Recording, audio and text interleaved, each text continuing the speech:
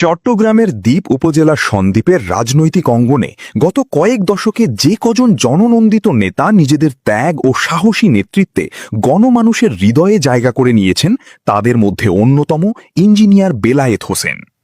ছাত্র রাজনীতির উত্তাল দিনগুলো থেকে শুরু করে আজ অবধি তিনি রাজপথের এক অকুতভয় সেনানী এবং তৃণমূল নেতাকর্মীদের আস্থার প্রতীক হিসেবে পরিচিত।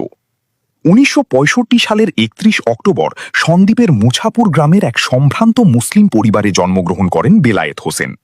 গ্রামীণ জনপদে সাধারণ মানুষের দুঃখ সুখের সাথে বেড়ে ওঠা এই নেতা ছাত্রজীবন থেকেই ন্যায়ের পক্ষে সোচ্চার ছিলেন।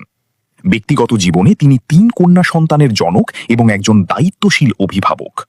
মেধাবী ছাত্র হিসেবে পরিচিত বেলায়েত হোসেন ১৯৭৭ সালে কাগিল উচ্চ বিদ্যালয় থেকে এসএসসি এবং ১৯৭৯ সালে চট্টগ্রাম সরকারি হাজী মোহাম্মদ মহসিন কলেজ থেকে এইচএসসি সম্পন্ন করেন।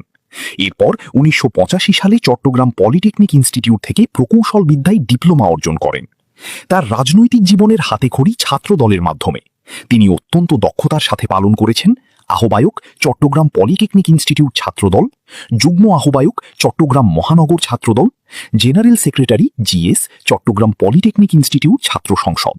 ছাত্র রাজনীতি শেষে বাংলাদেশ জাতীয়তাবাদী দল বিএনপির মূলধারার রাজনীতিতে সক্রিয় হন তিনি।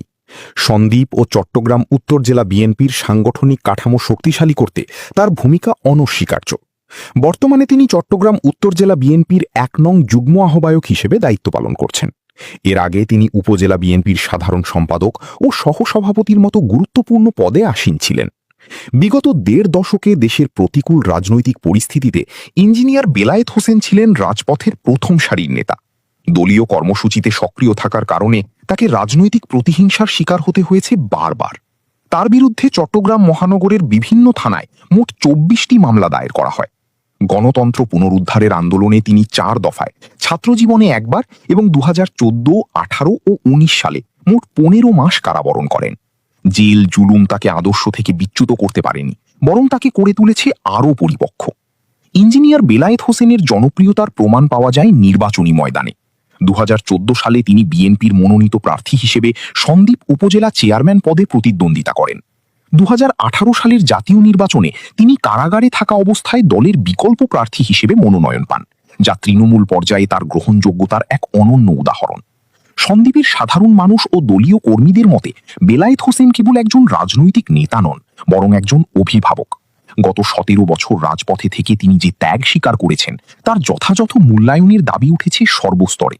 দলের দুঃসময়ে রাজপথে যেসব নেতারা সামনে থেকে নেতৃত্ব দিয়েছেন, ইঞ্জিনিয়ার বেলায়েত হোসেন তাদের মধ্যে অন্যতম।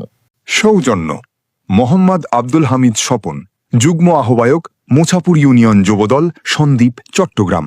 সবসময় এরকম ক্যারিয়ার সম্পর্কে ভিডিও পেতে আমাদের ফেসবুক পেজটি ফলো দিয়ে সাথে থাকুন। আর আপনি যদি আপনার ক্যারিয়ার নিয়ে প্রতিবেদনের জন্য ইচ্ছে প্রকাশ করেন, তাহলে ইনবক্সে যোগাযোগ করুন।